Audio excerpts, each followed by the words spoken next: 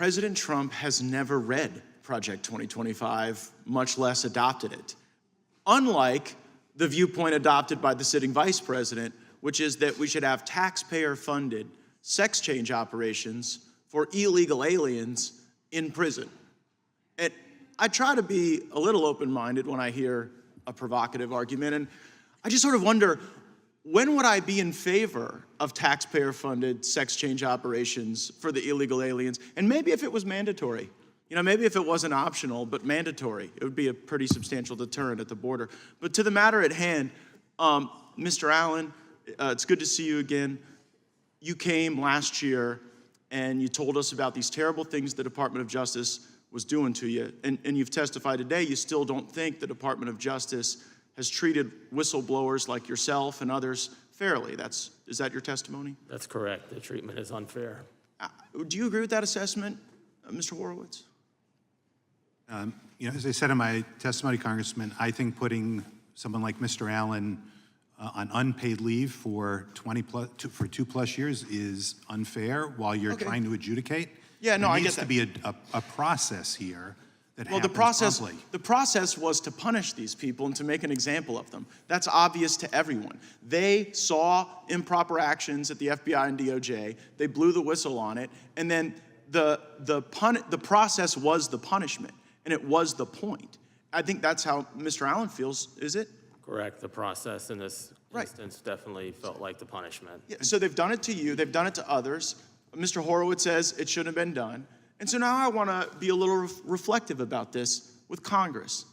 Mr. Allen, you've seen since you have given us this testimony, us continue to pass continuing resolutions that put no consequence on the DOJ or the FBI for what they've done to you and your colleagues. Do you think Congress has appropriately protected whistleblowers?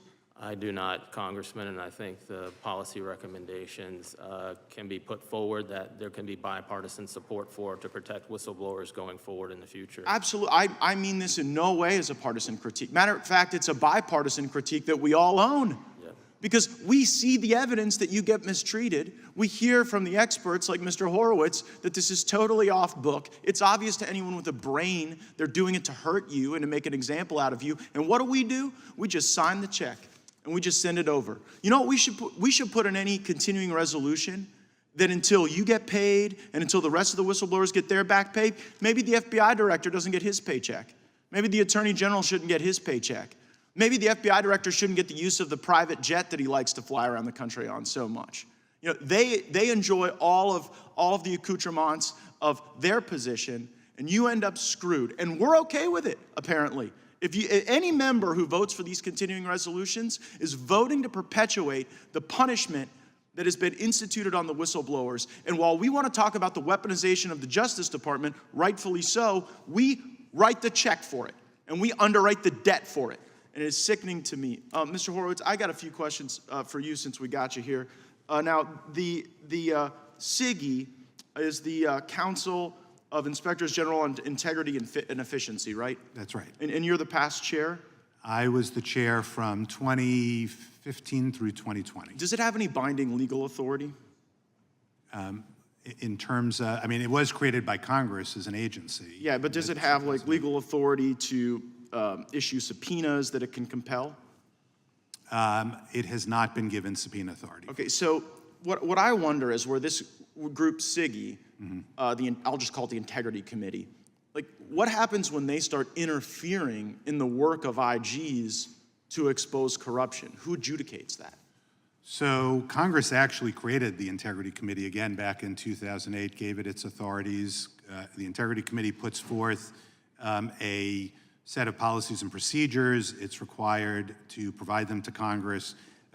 That's the mechanism. Yeah, but in a state of conflict, right, where you got an IG working to expose corruption, and then you've got the CIGI hassling the IG, who resolves that? Well, because I mean, nobody in the CIGI is not, the head of it's not like confirmed by the Senate, but IGs are confirmed by the Senate. Yeah, and it probably in part depends on, there are two types of IGs. There's presidentially nominated Senate-confirmed IGs, there's then agency IGs.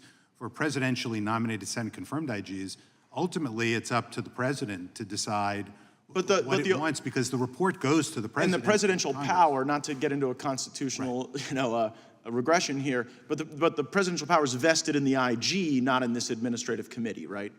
That's correct. Okay, great. Thank you very much. I yield back.